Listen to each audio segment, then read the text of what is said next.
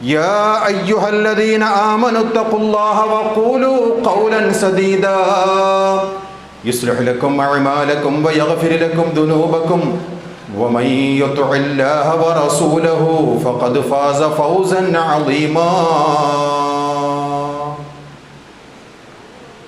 സ്നേഹാദരണീയരായ വിശ്വാസിനികളെ, ജീവിതത്തിൻ്റെ എല്ലാ മേഖലകളിലും സർവശക്തനും അളവറ്റ ദയാവരനുമായ അള്ളാഹുവിൻ്റെ കൽപ്പനാ നിർദ്ദേശങ്ങൾ ജീവിതത്തിലുടനീളം പാലിക്കണമെന്നുള്ള വസീയത്ത് സ്വന്തത്തെ മറക്കാതെ ഓരോ വിശ്വാസിനികളെയും ഓർമ്മപ്പെടുത്തുകയാണ്. റഹ്മാനായ റബ്ബ് അത്തരം മുത്തഖീങ്ങളിൽ നാം ഏവരെയും ഉൾപ്പെടുത്തുമാറാകട്ടെ. ഒരു വിശ്വാസിയുടെ പരലോകമോക്ഷത്തിൻ്റെ വിജയത്തിൻ്റെ മാനദണ്ഡം പ്രമാണങ്ങളിൽ നിന്നും മനസ്സിലാക്കിയ അഥവാ വിശുദ്ധ ഖുർആനും തിരുസുന്നത്തും അനുസരിച്ചു കൊണ്ടുള്ള വിശ്വാസം, കർമ്മം, അനുഷ്ഠാനം, ഈ രീതിയിലായിരിക്കണം ഓരോ വിശ്വാസിയുടെയും അവൻ്റെ ജീവിതത്തെ അടയാളപ്പെടുത്തേണ്ടത്. അത്തരക്കാർക്ക് മാത്രമേ നാളെ പരലോകത്ത് അള്ളാഹുവിൻ്റെ വരദാനമായ സ്വർഗം ലഭിക്കുകയുള്ളൂ എന്നുള്ള വിഷയമാണ് നാം കഴിഞ്ഞ 4 ഖുതുബകളിലായി മനസ്സിലാക്കി വരുന്നത്. അനുബന്ധമായാണ് കുറച്ച് കാര്യങ്ങൾ ഇന്നത്തെ ഖുതുബയിൽ ഇൻഷാ അല്ലാഹ് നമുക്ക് മനസ്സിലാക്കാം. അല്ലാഹു റബ്ബുൽ ഇസ്സത്ത് നമുക്ക് ഈ ജീവിതം തന്നത്, ശേഷം ഒരു മരണം, ഇത് റഹ്മാനായ റബ്ബിൻ്റെ വരദാനങ്ങളിൽ പെട്ടതാണ് എന്ന് മാത്രമല്ല, ഈ ജീവിതം നമുക്ക് തന്നത് അള്ളാഹുവിൻ്റെ കൽപ്പനകൾ അനുസരിച്ചുകൊണ്ട് പ്രവാചകർ സ്വല്ലല്ലാഹു അലൈഹി വസല്ലം തങ്ങൾ പഠിപ്പിച്ചു തന്ന അമലുകൾ അനുസരിച്ചുകൊണ്ട് ജീവിതത്തിൽ കർമ്മങ്ങൾ ചെയ്യുന്നു എന്ന് പരീക്ഷിക്കുവാൻ വേണ്ടിയാണ് എന്ന് വിശുദ്ധ ഖുർആനിലെ 67-ാം അധ്യായം സൂറത്തുൽ മുൽക്കിലെ 2-ാമത്തെ ആയത്ത് അള്ളാഹു നമുക്ക് പഠിപ്പിച്ചു തരികയാണ്.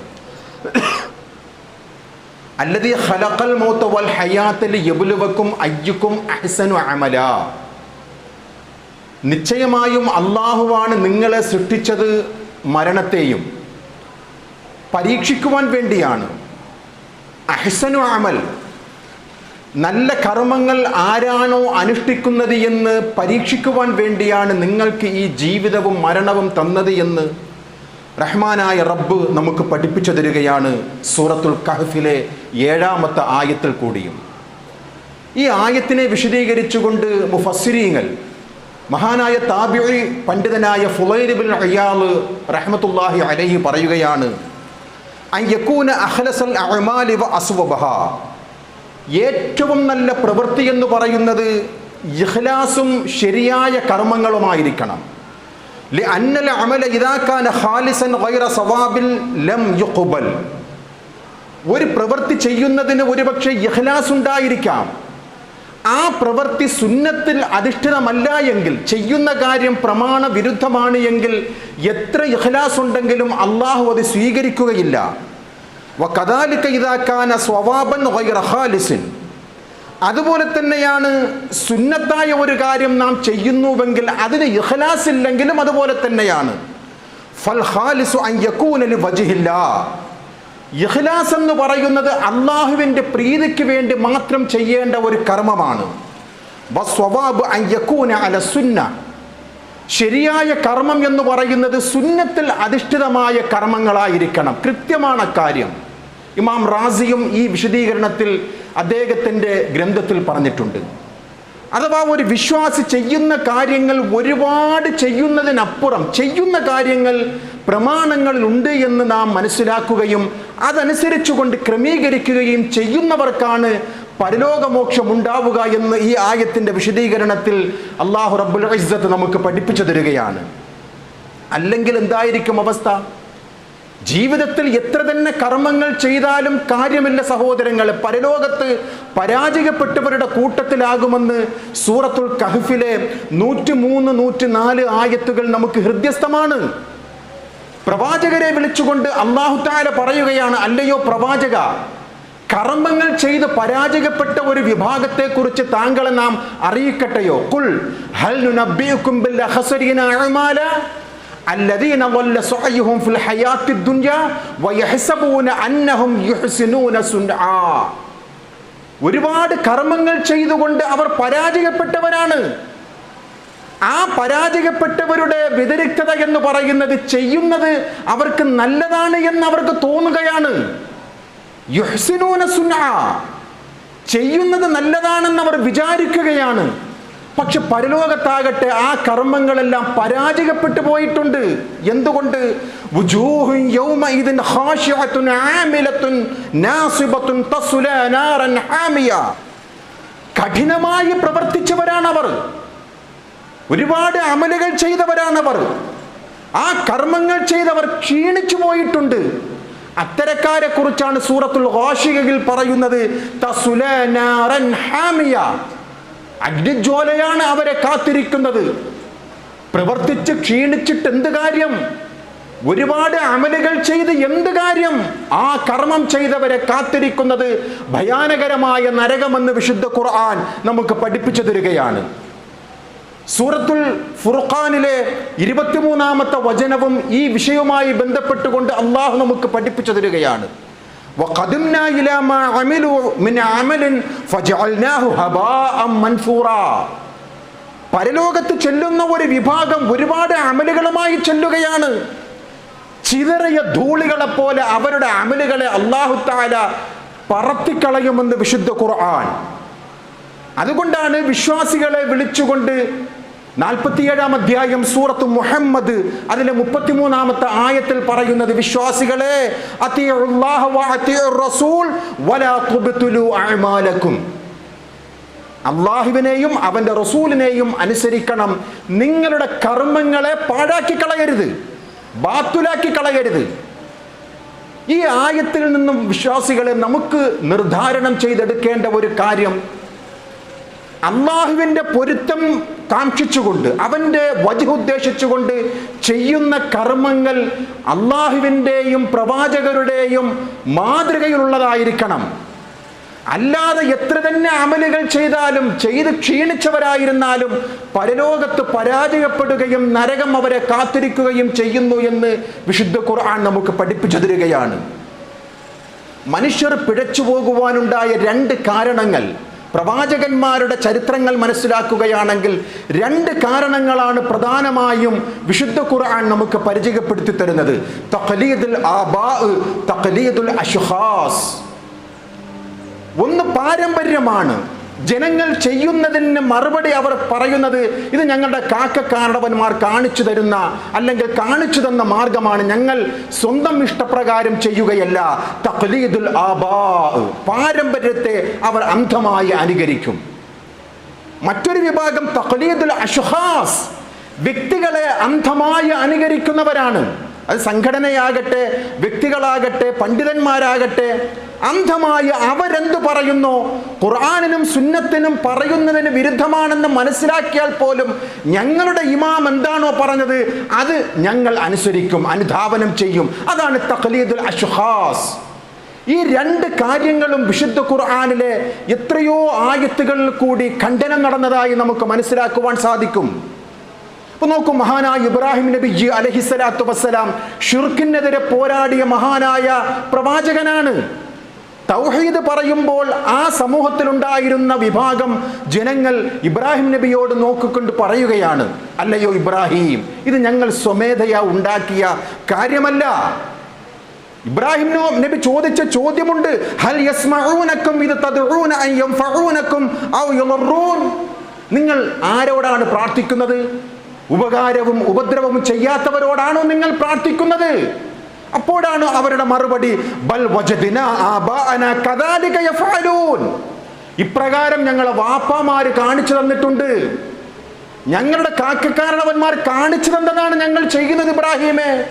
ഞങ്ങൾ സ്വന്തം ഇഷ്ടപ്രകാരം ചെയ്യുന്നതല്ല എന്ന് ഇബ്രാഹിം നബിയോട് ആ സമൂഹം പറഞ്ഞിരുന്നതായി വിശുദ്ധ ഖുർആനിൽ കൃത്യമായി സൂറത്ത് ശുഅറ 72 മുതലുള്ള ആയത്തുകൾ നാം മനസ്സിലാക്കുകയാണ്. മൂസാ നബി അലൈഹിസ്സലാത്തു വസ്സലാമിനോടും ആ സമൂഹം പറഞ്ഞിരുന്നത് ഈ വിഷയമാണ്. തൗഹീദ് പറഞ്ഞപ്പോൾ മൂസാ നബിയോട് ആ സമൂഹം പറഞ്ഞിരുന്നത് വമാ സമിഅനാ ബിഹാദാ ഫീ ആബായിനൽ അവ്വലീൻ, പൂർവികരായിട്ടുള്ള ഞങ്ങളുടെ വാപ്പമാരിൽ നിന്നാണ് ഞങ്ങൾ കേട്ടത്, വെറുതെ ഞങ്ങൾ ചെയ്തതല്ല. സൂറത്തുൽ ഖസസിലെ 36-ാമത്തെ ആയത്തിൽ ഈ സംഭവം വിശദീകരിക്കുന്നുണ്ട്. മഹാനായ നബി സല്ലല്ലാഹു അലൈഹി വസല്ലം തങ്ങൾ സമൂഹത്തിലേക്ക് തൗഹീദ് പറയുമ്പോഴും ഇതേ മറുപടി തന്നെയായിരുന്നു മക്കയിൽ ഉണ്ടായിരുന്നവർ പറഞ്ഞിരുന്നത്. സൂറത്തുൽ ബഖറയുടെ 170-ാമത്തെ ആയത്തിൽ وَإِذَا قِيلَ لَهُمُ اتَّبِعُوا مَا أَنزَلَ اللَّهُ قَالُوا بَلْ نَتَّبِعُ مَا أَلْفَيْنَا عَلَيْهِ آبَاءَنَا. സാരം ഇത് തന്നെയാണ്.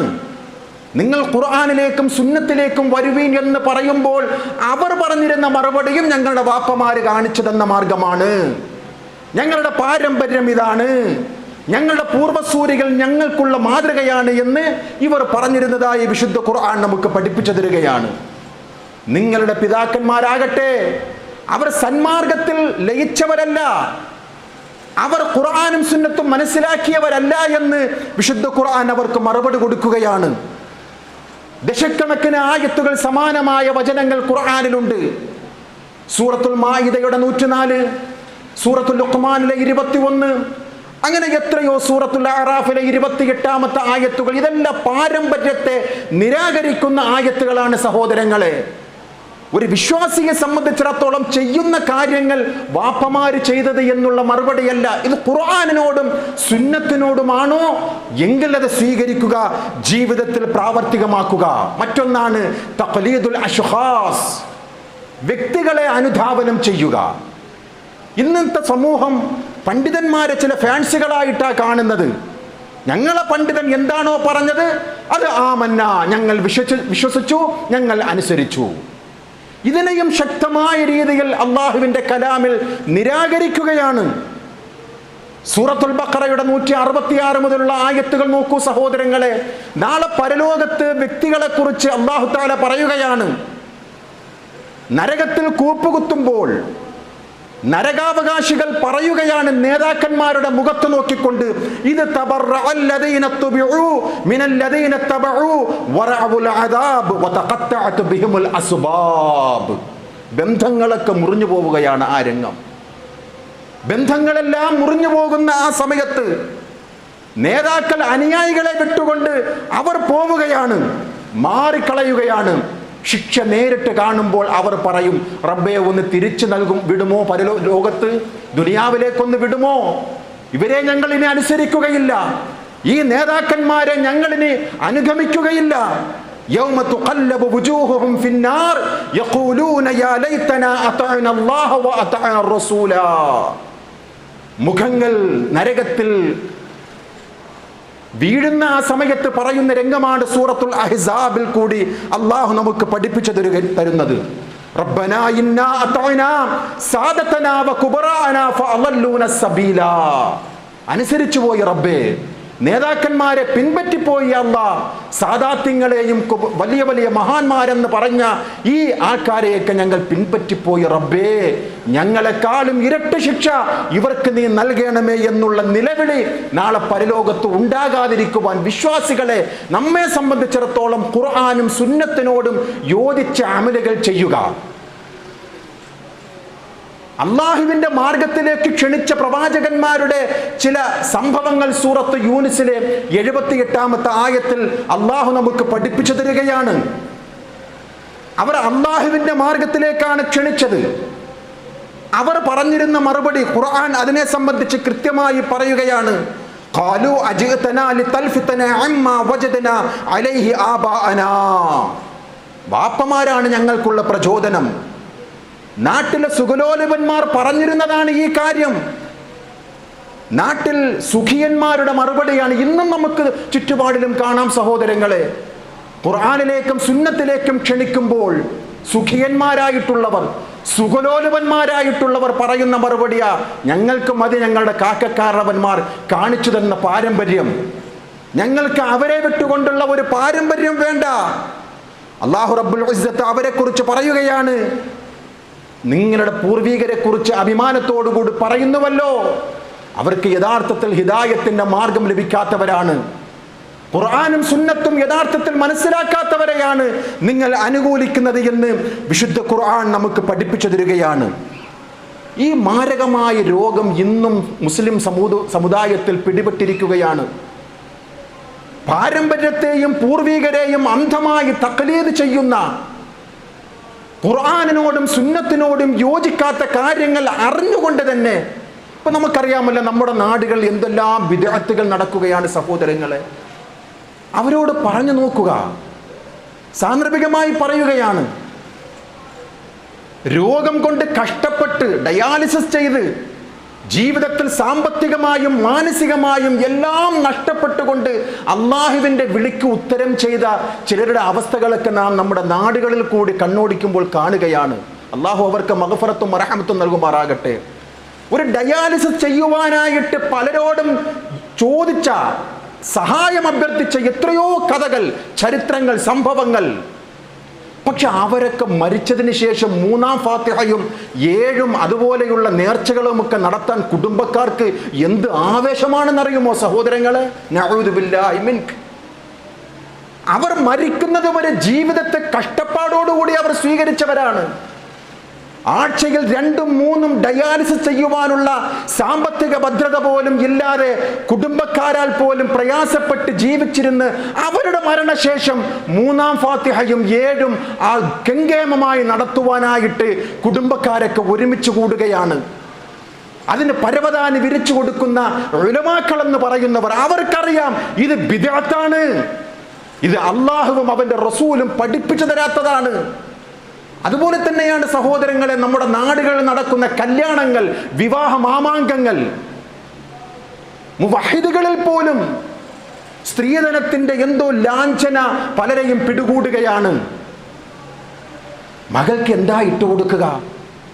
പയ്യന്റെ പിതാവിന്റെ ചോദ്യമാണ്. ഇതാരെയും കുറ്റം പറയുക സഹോദരങ്ങളെ. നാം അള്ളാഹുവിൻ്റെ ദീനിൽ അവൻ്റെ ശരീഅത്തിൽ നിൽക്കുമ്പോൾ ചെയ്യുന്ന കാര്യങ്ങളും അനുഷ്ഠിക്കുന്ന കർമ്മങ്ങളും അള്ളാഹുവും അള്ളാഹുവിൻ്റെ റസൂലും ഇഷ്ടപ്പെട്ടതാണോ, പഠിപ്പിച്ചു തന്നതാണോ എന്നുള്ള ഒരു മാർഗം നാം തേടണം സഹോദരങ്ങളെ.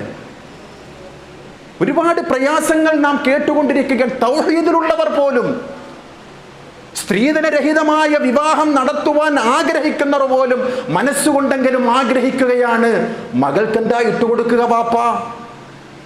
നാണമില്ല അത് ചോദിക്കുവാൻ. മകൾക്ക് പിതാവിന് ഇഷ്ടമുണ്ടെങ്കിൽ, അദ്ദേഹത്തിന്റെ സമ്പത്തുണ്ട് എന്ന് അവർക്ക് ബോധ്യമുണ്ട് എങ്കിൽ മക്കൾക്ക് കൊടുക്കട്ടെ.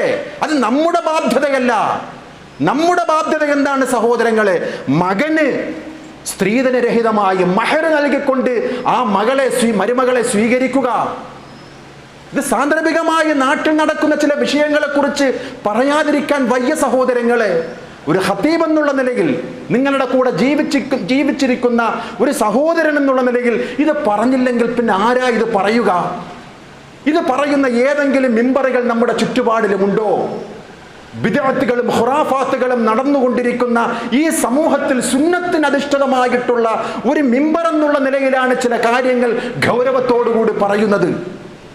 മുവഹിദെന്ന്, തൗഹീദ് അത് ഉൾക്കൊണ്ട് എന്ന് പറഞ്ഞാൽ മാത്രം പോരാ, അത് ജീവിതത്തിൽ പ്രാവർത്തികമാക്കണം സഹോദരങ്ങളെ.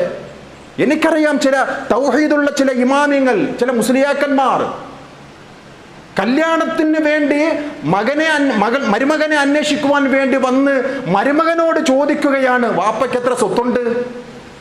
നാണമില്ലാത്തവർ, ഇവരൊക്കെയാ തൗഹീദ് പറയുന്നവർ. ചോദിക്കുകയാണ് വാപ്പയ്ക്ക് എത്ര സമ്പത്തുണ്ട്, കാരണം വാപ്പയുടെ വിഹിതം മകന് കിട്ടുമല്ലോ. ഇവരൊക്കെ പറയുന്നത് അറിവില്ലാത്തത് കൊണ്ടൊന്നുമല്ല, ദുനിയാവിനോടുള്ള മഹബത്ത് അവരെ പിടികൂടിയത് കൊണ്ടാണ്. സാന്ദർഭികമായി പറയുന്നതാണ് സഹോദരങ്ങളെ. ഈ മാരകമായ രോഗമെന്ന് പറയുന്നത്, ഈ അന്ധമായ തഖ്ലീദ് പലരെയും പിടികൂടിയിരിക്കുകയാണ്.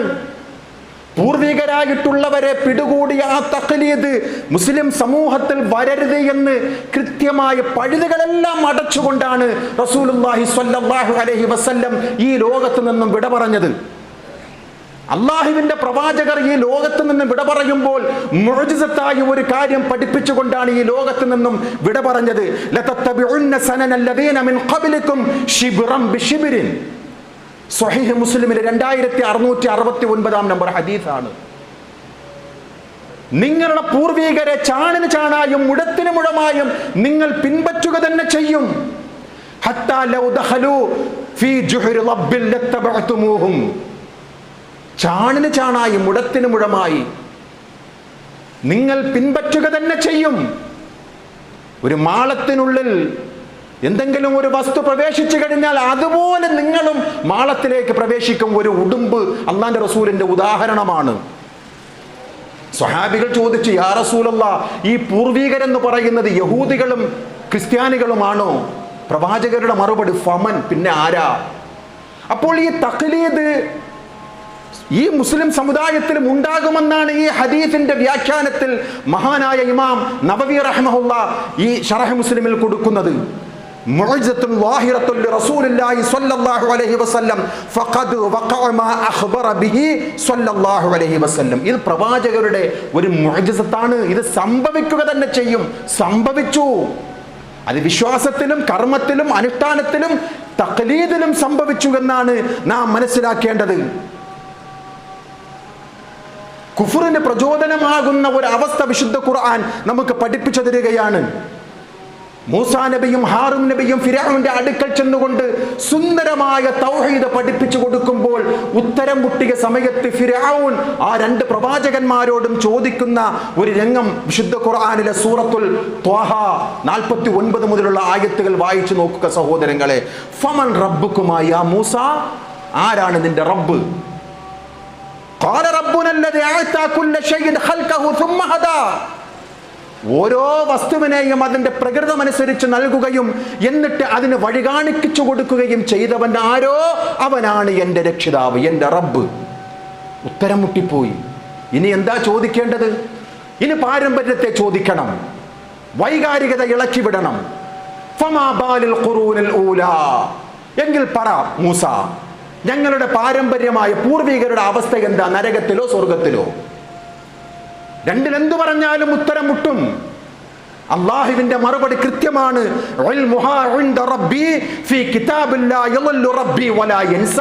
പറയൂ മൂസ, അതൊക്കെ അള്ളാന്റെ കിതാബിലുണ്ട്.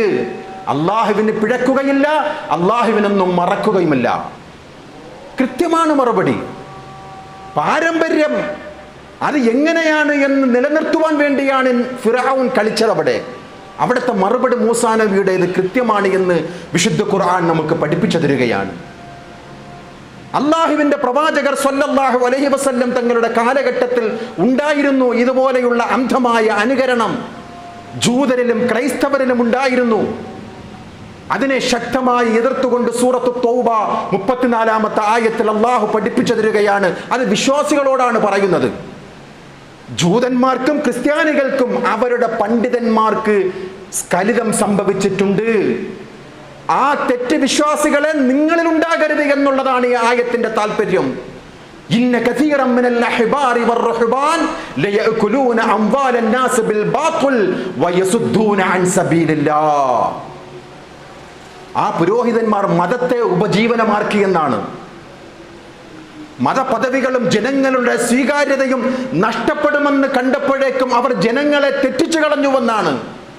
സന്മാർഗത്തിൽ നിന്നും അവരെ തടഞ്ഞുവെന്നാണ്. ജനങ്ങളെ അന്യായമായ മാർഗത്തിൽ കൂടി ജനങ്ങളുടെ സമ്പത്തിനെ തിന്നുന്നവരാണ് ഈ ജൂത പുരോഹിതന്മാരിലും ക്രൈസ്തവ പുരോഹിതന്മാരിലും ഉണ്ട് എന്നുള്ളത് വിശ്വാസികളെ നിങ്ങൾക്ക് താക്കീതാണ്. ഇന്നും നടക്കുന്നില്ലേ സഹോദരങ്ങളെ? ജൂത പുരോഹിതന്മാരിലും ക്രൈസ്തവ പുരോഹിതന്മാരിലും ഉണ്ടായ ഈ ദുസ്വഭാവം, മതത്തിന്റെ മേലങ്കി അണിഞ്ഞുകൊണ്ട് ഹറാമുകൾ ഹലാലാക്കുകയും ഹലാലുകൾ ഹറാമാക്കുകയും അവർ മതത്തെ ഉപജീവനമാക്കുന്നു എന്നാണ് ഈ ആയത്തിനെ വിശദീകരിച്ചുകൊണ്ട് ഇമാം റാസി റഹ്മഹുല്ലാഹ് തന്റെ തഫ്സീറിൽ രേഖപ്പെടുത്തുന്നത്. മതത്തെ ഉപജീവനമാക്കുക, ഖുർആനിൽ നിന്നും ജനങ്ങളെ തെറ്റിക്കുക, അതിൽ നിന്നും അവരെ തടയുക, ഹറാമുകൾ ഭക്ഷിച്ചുകൊണ്ടേയിരിക്കുക. നോക്കൂ സഹോദരങ്ങളെ, ചുറ്റുപാടുകളും ഹറാമുകളെയൊക്കെ ന്യായീകരിക്കുകയാണ്. പ്രമാണങ്ങളിൽ വരാത്ത എത്രയോ ബിദ്അത്തുകൾ ചെയ്തുകൊണ്ട് സ്ത്രീധന കല്യാണവും അതുപോലെ തന്നെയുള്ള മാമൂലുകളും നേരത്തെ പറഞ്ഞ ഫാത്തിഹകളും ആണ്ട് നേർച്ചകളും എല്ലാം നിർലോഭം ജനങ്ങൾ ചെയ്തുകൊണ്ടിരിക്കുകയാണ്. പണ്ഡിതന്മാർ അതിന് പരവതാനി വിരിച്ചു കൊടുക്കുകയാണ്. ഹറാമുകൾ തിന്നുന്ന ജൂതന്മാരുടെ സ്വഭാവത്തെക്കുറിച്ച് അല്ലാഹു റബ്ബുൽ ഇസ്സത്ത് കൃത്യമായി നമുക്ക് പഠിപ്പിച്ചു തരികയാണ്. ഈ ആയത്തിനെ വിശദീകരിച്ചുകൊണ്ട് ഇബ്നു കസീർ റഹിമഹുല്ലാഹ് പറയുകയാണ്, വദാലിക അന്നഹും യഅകുലൂന ദുനിയാ ബിദ്ദീനി വമനാസിബിഹിം വറിയാസതിഹിം ഫിന്നാസി യഅകുലൂന അംവാലഹും ബിദാലിക്.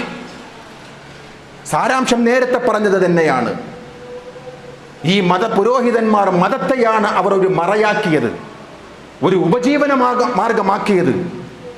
യഹൂദ പണ്ഡിതന്മാർക്ക് ജാഹിലിയ്യ കാലഘട്ടത്തിൽ ജനങ്ങളിൽ വലിയ ബഹുമാനവും ആദരവും ഉണ്ടായ ആ സമയത്താണ് അള്ളാഹുവിന്റെ കലാമിൽ കൂടി ഈ ആയത്ത് വന്നത്.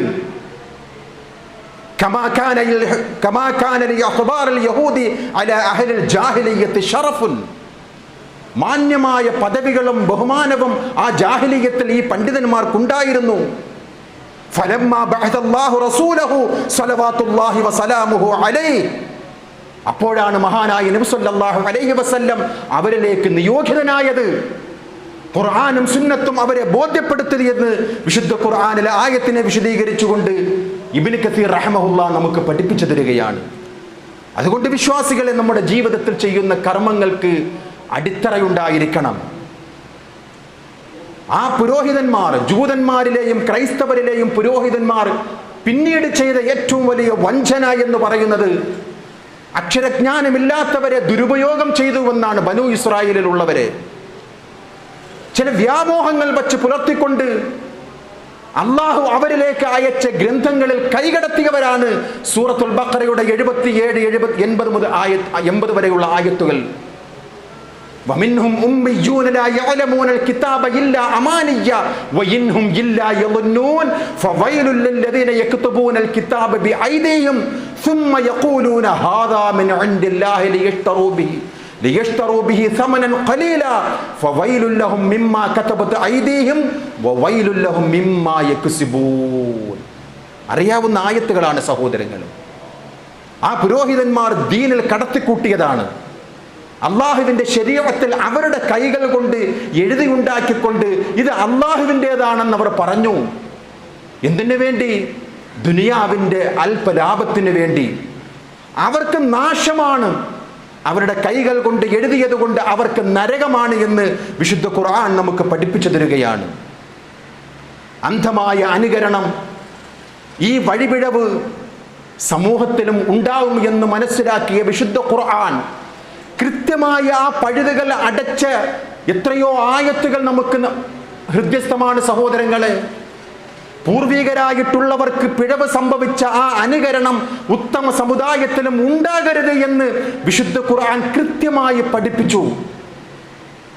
സൂറത്തുൻ നിസായിലെ 59-ാമത്തെ ആയത്തിൽ കൂടി വിശ്വാസികളെ വിളിച്ചുകൊണ്ട് അള്ളാഹു പറയുകയാണ്, വിശ്വാസികളെ, നിങ്ങൾ അള്ളാഹുവിനെയും അവന്റെ റസൂലിനെയും അനുസരിക്കണം. വഉലുൽ അംരി മിൻകും, നിങ്ങളുടെ കൈകാര്യകർത്താക്കളെയും അനുസരിക്കണം. ഫഇൻ തനാസഅതും ഫീ ഷൈഇൻ ഫറുദ്ദൂഹു ഇലല്ലാഹി വറസൂൽ, നിങ്ങൾക്ക് മതത്തിന്റെ കാര്യത്തിൽ വല്ല ഭിന്നതയും ഉണ്ടാവുകയാണെങ്കിൽ ഭരണകർത്താക്കളെ ഒഴിവാക്കുക, നിങ്ങൾ ഖുർആനിലേക്കും സുന്നത്തിലേക്കും തിരിയണം. മുഫസ്സിരീങ്ങൾ പറയുകയാണ്, വഹാദാ അംറും മിനല്ലാഹി അസ്സ വജല്ല, ഇത് അല്ലാഹുവിന്റെ കൽപ്പനയാണ്. പരസ്പരം നിങ്ങൾ മതത്തിന്റെ കാര്യത്തിൽ ഭിന്നിച്ചാൽ നിങ്ങൾ എന്ത് ചെയ്യണം? ഏതെങ്കിലും ഇമാമിയങ്ങളിലേക്ക് തിരിയണമെന്നല്ല, നിങ്ങൾ ഖുർആനിലേക്കും സുന്നത്തിലേക്കും തിരിയണം. ബിഅന്ന കുല്ല ഷൈഇൻ തനാസഅ അന്നാസു ഫീഹി മിൻ ഉസൂലുദ്ദീൻ വഫുറൂഇഹി അൻ യുറദ്ദ തനാസഉ ഫീ ദാലിക ഇലൽ കിതാബി വസ്സുന്ന. മതത്തിന്റെ ഉസൂലുദ്ദീനാകട്ടെ, ദീനിന്റെ അടിസ്ഥാന വിഷയങ്ങളാകട്ടെ, വഫുറൂഇഹി, അതിൻ്റെ ശാഖാപരമായിട്ടുള്ള വിഷയങ്ങളിലാകട്ടെ, നിങ്ങൾ പ്രമാണമായി നോക്കേണ്ടത് കിതാബിലെയും സുന്നത്തിലെയും മാർഗമാണ് എന്ന് ഇബ്നു കസീർ റഹിമഹുല്ലാഹ് ഈ ആയത്തിനെ വിശദീകരിച്ചുകൊണ്ട് പറയുകയാണ് സഹോദരങ്ങളെ. അതാണ് നബി സല്ലല്ലാഹു അലൈഹി വസല്ലം തങ്ങൾ നമുക്ക് പഠിപ്പിച്ചു തന്നത്. തറക്തു ഫീക്കും അംറൈൻ ലം തദല്ലു മാ തമസ്സക്തും ബിഹിമാ കിതാബല്ലാഹി വസുന്നത നബിയിഹി സ്വല്ലല്ലാഹു അലൈഹി വസല്ലം. നിങ്ങൾ വഴിപിഴക്കുകയില്ല. ഞാൻ 2 കാര്യങ്ങൾ വിട്ടേച്ചു പോവുകയാണ്. അത് നിങ്ങൾ മുറുകെ പിടിക്കുന്ന കാലഘട്ടത്തോളം അത് അള്ളാഹുവിൻ്റെ ഗ്രന്ഥവും ഖുർആനും എൻ്റെ സുന്നത്തുമാണ്. അതിനെ നിങ്ങൾ മുറുകെ പിടിക്കുന്ന കാലം നിങ്ങൾക്ക് ഒരിക്കലും മാർഗഭ്രംശം സംഭവിക്കുകയില്ല, വഴിവിടവ് സംഭവിക്കുകയില്ല. ഹിദായത്തിൻ്റെ മാർഗത്തിലായിരിക്കും. കൃത്യമായ രീതിയിൽ അള്ളാഹിൻ്റെ റസൂൽ സല്ലല്ലാഹു അലൈഹി വസല്ലം തങ്ങൾ നമുക്ക് പഠിപ്പിച്ചു തരികയാണ്. വിശ്വാസികളെ, നമ്മുടെ ഖിബില ഒന്നാണ്, നമ്മുടെ റബ്ബ് ഏകനാണ്, നമ്മുടെ ദീൻ ഒന്നാണ്, നമ്മുടെ പ്രവാചകൻ ഒന്നാണ്, നമ്മുടെ ഖുർആൻ ഒന്നാണ്. എന്നിട്ടും എന്തേ സഹോദരങ്ങളെ ഇത്രയും ഭിന്നിപ്പ് നമ്മുടെ മുസ്ലിം സമുദായത്തിൽ? ഇത്രയും ഭിന്നതയുണ്ടാകുവാൻ കാരണമെന്ത്? ഇൻഷാ അല്ലാഹ് നമുക്ക് വരുന്ന ഖുത്ബകളിൽ കൂടി അറിയുന്ന കാര്യങ്ങൾ മനസ്സിലാക്കാം. അള്ളാഹു അനുഗ്രഹം ചെയ്യുമാറാകട്ടെ. അതുകൊണ്ട് വിശ്വാസികളെ, നമ്മുടെ ചുറ്റുപാടിൽ ഈ വിഷയത്തിന് ഏറെ പ്രസക്തിയുണ്ട്. നമ്മുടെ പരിസര പ്രദേശങ്ങളിൽ ബിദ്അത്തുകളും മാമൂലുകളും നാട്ടാചാരവും വീട്ടാചാരവും, അത് ശിർക്കാകട്ടെ ബിദ്അത്താകട്ടെ ഖുറാഫാത്തുകളാകട്ടെ, അതിൽ നിന്നെല്ലാം മാറി നിൽക്കണം വിശ്വാസികളെ. ഉദ്ഖുലൂ ഫിസ്സിൽമി കാഫ, പരിപൂർണമായി നാം ശരീഅത്തിൽ പ്രവേശിക്കണം. ഇഷ്ടമുള്ളത് സ്വീകരിക്കുകയും ഇഷ്ടമില്ലാത്തത് ഒഴിവാക്കുകയും ചെയ്യുക എന്നുള്ളത് അള്ളാഹുവിൻ്റെ ദീനിൽപ്പെട്ടതല്ല സഹോദരങ്ങളെ. പരിപൂർണമായും നാം ദീനിൻ്റെ വക്താക്കളാകണം. അള്ളാഹു അത്തരം മുത്തഖീങ്ങളിൽ നാം ഏവരെയും ഉൾപ്പെടുത്തുമാറാകട്ടെ.